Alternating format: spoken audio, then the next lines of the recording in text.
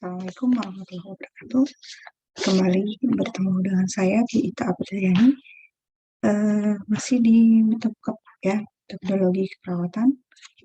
Kali ini kita akan membahas tentang konsep pengkajian keperawatan. Oke, langsung saja kita ke slide berikutnya. Sedikit review terkait dengan pengertian proses keperawatan. Proses keperawatan dimulai dari pengkajian. Di tahap ini, di tahap pengkajian, kita akan mengawali proses keperawatan melalui tahap awal proses keperawatan. Kemudian disusul proses sistematis dalam pengumpulan data dan dasar dalam penentuan masalah klien. Kemudian dilanjutkan dengan melakukan hal tersebut dari awal sampai penentuan masalah yang dilakukan secara terus-menerus. Oke. Adapun tujuan dari konsep dari tujuan proses keperawatan dan juga komponen-komponennya. Untuk tujuan ini dilakukan untuk mendapatkan data yang sesuai dengan kondisi klien.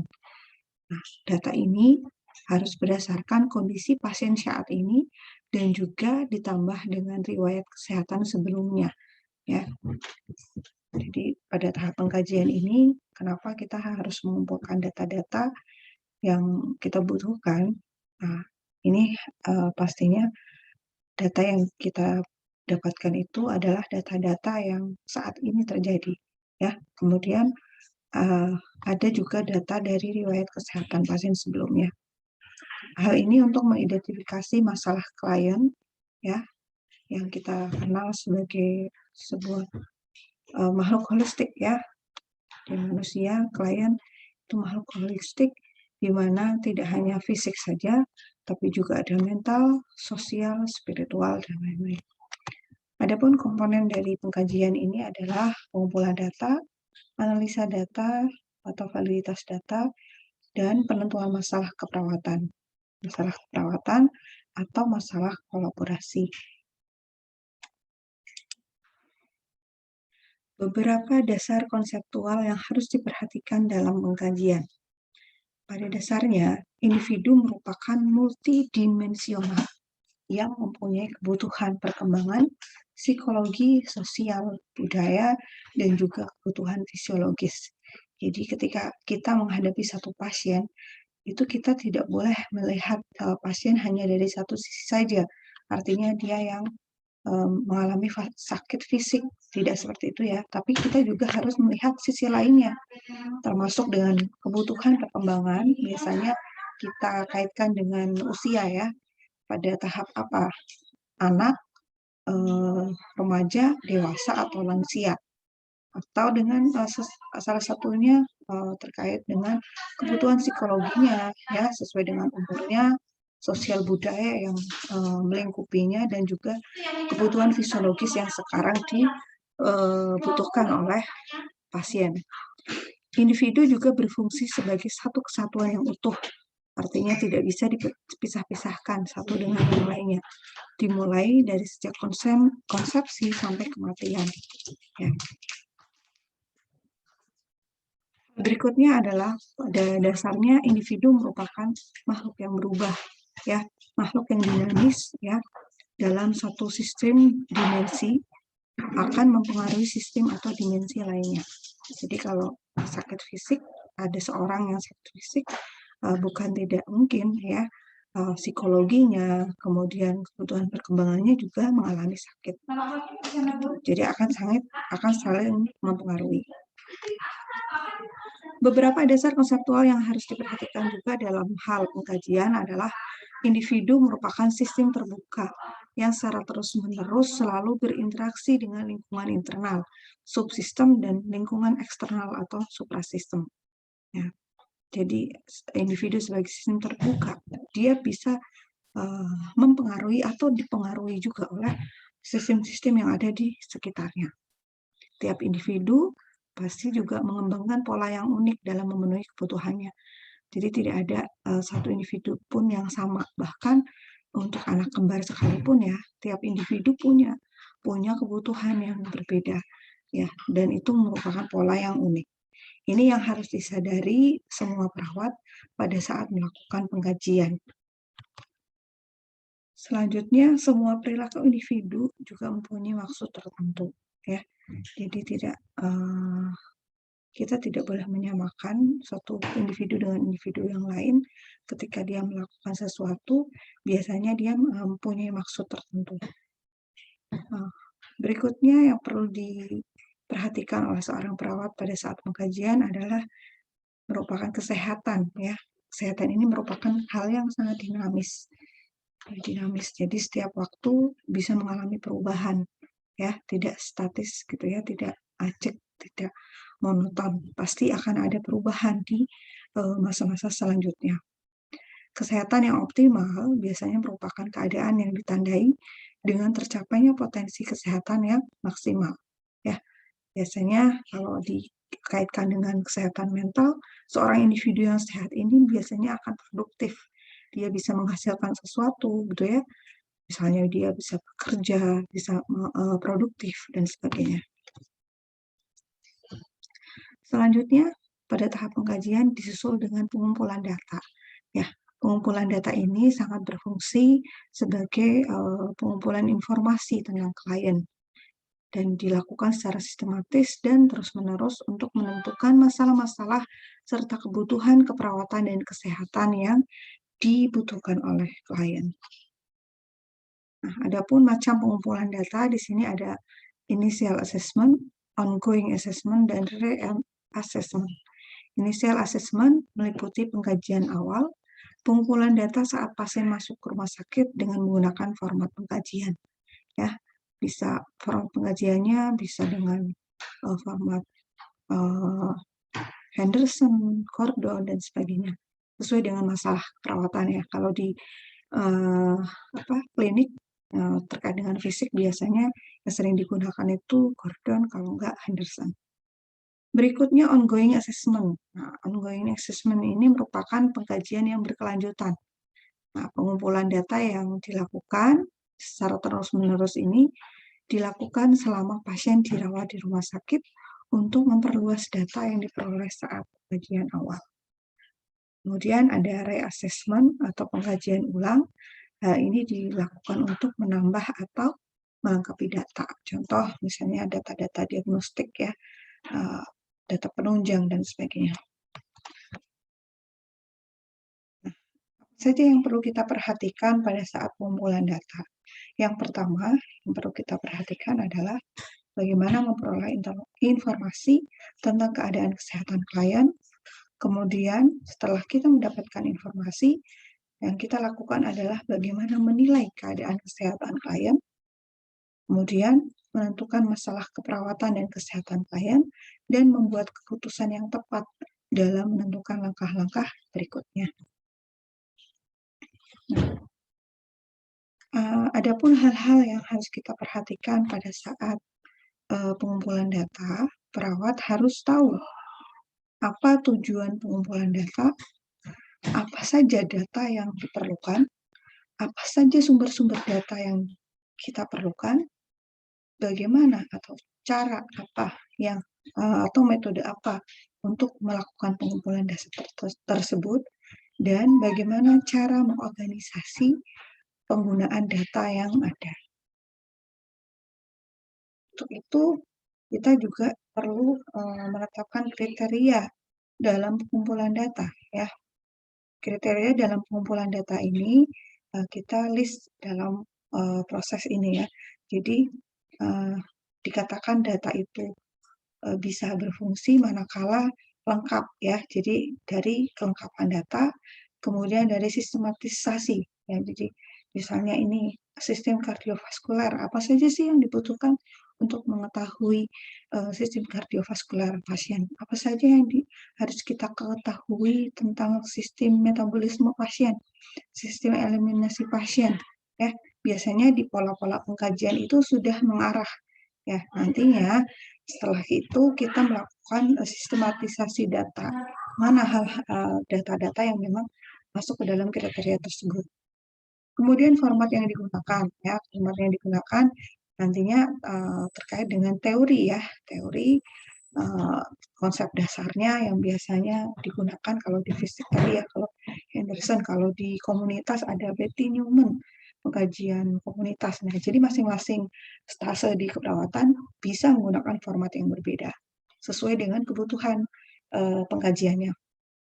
Kemudian validitas data. Validitas data ini juga sangat penting untuk melihat akurasi antara apa yang dikeluhkan ya dengan kenyataan yang ada. Ya, jadi validitas ini bisa untuk mengecek apakah data yang kita dapatkan itu benar atau tidak. Didukung dengan data-data yang lain yang pastinya juga kita butuhkan. Yang terakhir adalah aktualisasi data. Nah, aktualisasi data ini digunakan pada saat kita melakukan perencanaan, ya. Jadi nantinya akan digunakan sebagai data untuk memberikan perencanaan pada masalah-masalah yang akan kita tanggulangi dari masalah pasien. Selanjutnya, informasi yang dibutuhkan pada saat pengkajian ya. Oke, di sini ada beberapa hal yang harus kita perhatikan. Yang pertama, informasi yang diperlukan adalah bahwa segala sesuatu tentang klien sebagai makhluk biososio, spiritual, dan kultural.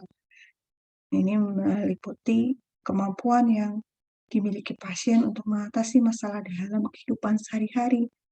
Jadi, kenapa kita harus mengkaji semua masalah itu, mengkaji semua sisi dari seorang individu, ya, karena pastinya sebenarnya setiap individu itu punya kemampuan untuk mengatasi masalah dalam kehidupan sehari-hari.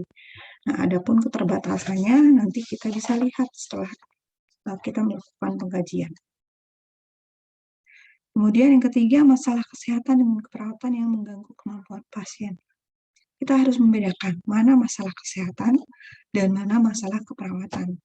Nah, ini mempunyai bidang gerak masing-masing, sehingga nanti tugas kita sebagai seorang perawat juga lebih fokus mana yang harus dikerjakan oleh perawat, mana yang harus kita harus melakukan kolaborasi dengan interdisiplin kesehatan lain. Kemudian keadaan sekarang yang berkaitan dengan rencana asuhan keperawatan yang akan dilakukan terhadap klien. Jadi pengkajian sekarang ini di mana kita berdasarkan keluhan-keluhan yang dirasakan oleh pasien saat ini. Nah, berikutnya ke sumber data. Untuk membedakan sumber data, ada sumber data primer, ya. Ini yang kita bahas di sini, sumber data primer dulu. Apa saja yang termasuk dalam sumber data primer? Nah, data primer itu pasti dari klien sendiri. Nah, selanjutnya, selain klien sebagai sumber data primer, ada juga dari orang terdekat. Kemudian catatan klien, riwayat penyakit, konsultasi, hasil pemeriksaan diagnostik, catatan medis dan tim kesehatan, kemudian keterangan dari perawat lain, dan kepustakaan. Nah, ini menjadi data dari sumber primer yang bisa kita dapatkan. Adapun jenis data, ya teman-teman udah tahu ya, ada 2 data ya. Ada jenis data objektif dan data subjektif. Data objektif adalah data yang diperoleh melalui suatu pengukuran dan pemeriksaan dengan menggunakan standar yang berlaku. Berikutnya, data subjektif yaitu data yang diperoleh dari keluhan-keluhan yang disampaikan oleh klien.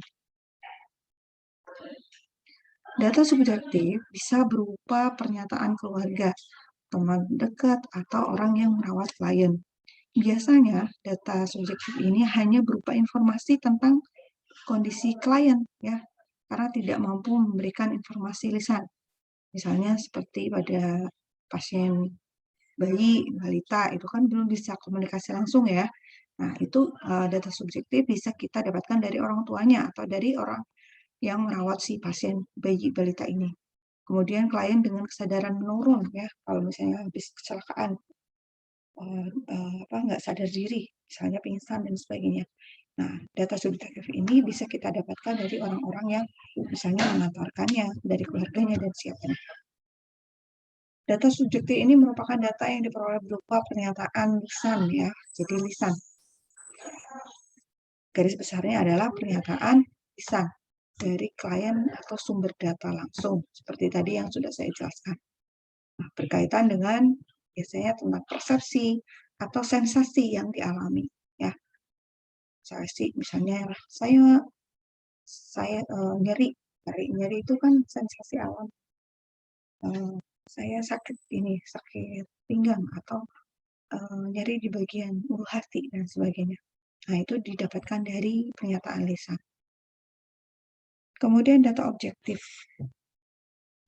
Data objektif adalah data yang dapat dilihat, diobservasi, diukur oleh pengumpul data atau kita, oleh perawat.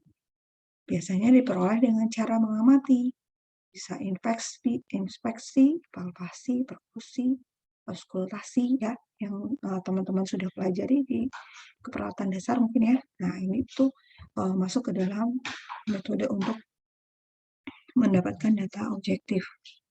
Dan biasanya untuk mendapatkan data objektif ini dibutuhkan keahlian atau kemampuan tertentu ya. Makanya teman-teman diajarkan bertahap ya, bagaimana untuk melakukan pemeriksaan ya. Kemudian itu termasuk apa sih di metode keperawatan? Di sini kita bisa melihat kemampuan-kemampuan yang sudah diajarkan oleh Bapak Ibu dosen terkait dengan pengkajian fisik misalnya, itu sangat dibutuhkan untuk mendapatkan data objektif dari seorang pasien. Nah, contoh data objektif di sini misalnya tekanan darah, ya, suhu, berat badan, warna feses atau warna urin, atau misalnya melalui perabaan nih ada pembesaran limfa, ya, nah ya pembesaran limfa praktek itu langsung ya diraba. Atau ketika kita misalnya membutuhkan data tentang eliminasi, ya kita bisa melihat output urin dari kantong urin itu ya, yang biasanya di dekat pasien itu mulai dari ukuran berapa cc-nya misalnya ya, dari konsistensi, dari penampakan warna ya, misalnya kalau dari urin kan dari warnanya seperti apa. Kemudian outputnya dalam 24 jam berapa mili ya. Nyeri tekan pada abdomen misalnya. Di bagian mana ya? Kalau pemeriksaan abdomen sendiri ada 4 kuadran. Nah, kalau ada nyeri di kuadran berapa? Pasiennya itu mengeluh nyeri. Ini juga nantinya akan mengarahkan pada diagnosa. Kemudian data selanjutnya, misalnya data hemoglobin, data urium, kreatinin, ya, data-data penunjang dari hasil pemeriksaan lab itu juga masuk ke dalam contoh data objektif. Adapun metode pengumpulan data bisa dilakukan melalui beberapa hal. Yang pertama wawancara atau anamnese, dan ini dilakukan dengan menggunakan komunikasi yang efektif. Utamanya dalam hal ini penggunaan komunikasi terapeutik pada seorang perawat ke pasien menjadi hal yang sangat utama yang harus diperhatikan oleh seorang perawat ya, karena tidak main-main ya, tidak hanya sekedar berkomunikasi, tidak hanya sekedar menyapa ya, tidak hanya sekedar melakukan wawancara, tapi ada unsur komunikasi terapeutik atau komunikasi yang menyembuhkan ya. Jadi harus diperhatikan ini teman-teman. Nanti di metode komunikasi terapeutik kita juga akan bahas masalah ini. Berikutnya observasi. Ya, observasi tadi ya sudah dicontohkan, sudah dijelaskan di sebelumnya ya, melalui pengamatan. Kemudian pemeriksaan fisik ya, IAAP, inspeksi, auskultasi, palpasi, perkusi. Dari head to toe, dari kepala sampai kaki ya. Kemudian melalui pola fungsi kesehatan ya, bisa menggunakan Gordon atau Henderson ya kalau untuk pemeriksaan fisik. Selanjutnya melalui studi dokumentasi. Studi dokumentasi ini menggunakan data-data yang tadi ya, ada riwayat kesehatan pasien sebelumnya. Wawancara. Ya, selanjutnya kita bahas tentang wawancara. Wawancara atau anamnese. Ini merupakan tindakan atau sebuah kegiatan tanya jawab dengan menggunakan komunikasi, ya, komunikasi dengan pasien maupun keluarganya untuk menggali informasi tentang status kesehatan klien. Nah, sekali lagi dilakukan dengan komunikasi terapeutik. Nah, adapun tahap-tahap komunikasi terapeutik nanti dibahas lebih lanjut di mata kuliah komunikasi, ya. Bagaimana sih melakukan tahap prainteraksi, orientasi, kerja, terminasi, itu semuanya ada ya, sudah dibahas lengkap di komunikasi terapeutik. Nah, wawancara ini bisa melalui dua hal, yaitu auto anamnese atau anamnese langsung kepada klien dan allo anamnese atau anamnese yang dilakukan tidak langsung pada klien atau hal ini pada orang lain yang terkait dengan kondisi klien, keluarga, dan sebagainya. Nah, ini tadi tahap komunikasi terapeutik, ya, ada prainteraksi, orientasi, kerja, dan terminasi.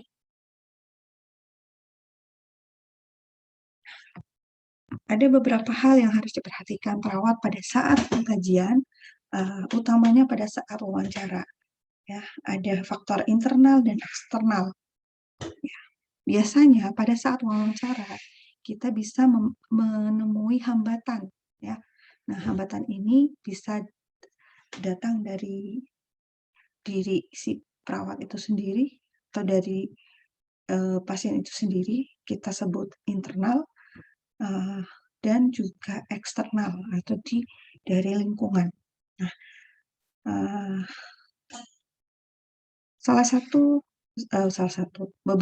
beberapa hambatan pada saat wawancara dari sisi internal, misalnya ada beda pendapat, ya, beda pendapat.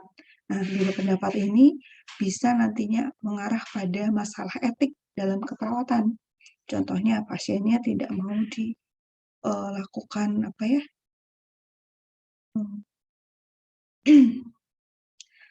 terkait dengan prinsip keyakinan, ya, misalnya beda pendapat dengan perawat, ya, pasiennya tidak mau menerima donor dari pasien lain karena itu dianggap haram dan sebagainya misalnya.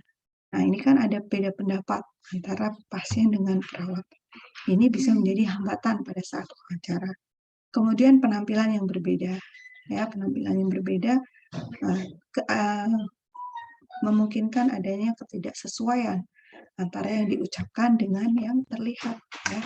Misalnya pasien mengatakan pasiennya nyeri, tapi dari penampilannya itu tidak sesuai. Kemudian kondisi pasien yang cemas atau nyeri, ya. Cemas atau nyeri seringkali menjadikan proses wawancara ini menjadi kurang berjalan maksimal karena biasanya si pasien terlalu menggunakan perasaannya sehingga tidak bisa menjawab dengan objektif. Klien tidak senang perawat dan tidak mau mendengar. Nah, ini menjadi hambatan juga. Ya, ada pasien yang tidak mau dianamnesa seorang perawat karena ternyata si perawatnya itu misalnya mirip dengan orang yang pernah menyakiti si pasien misalnya. Nah, ini bisa berpengaruh terhadap proses wawancara. Berikutnya dari sisi internal, misalnya perawat tidak konsentrasi, ya, tidak fokus dengan pekerjaannya, perawatnya terburu-buru dan gelisah. Nah, ini bisa menjadi penghambat pada saat wawancara. Kemudian dari sisi eksternal, adanya privacy yang tidak diperhatikan, misalnya pada saat anamnese tirainya tidak ditutup, atau pada saat pelaksanaan wawancara itu privasi klien itu tidak kurang dijaga. Kemudian lingkungan yang gaduh, ramai, ruang yang tidak memadai untuk wawancara, baik itu dari sisi bangunan, pencahayaan, dan sebagainya ya. Kemudian adanya interupsi ya. Jadi ketika wawancara itu si pasien misalnya interupsi terus gitu ya, menyela terus terhadap apa namanya yang diucapkan perawat. Nah, ini menjadi hambatan saat wawancara.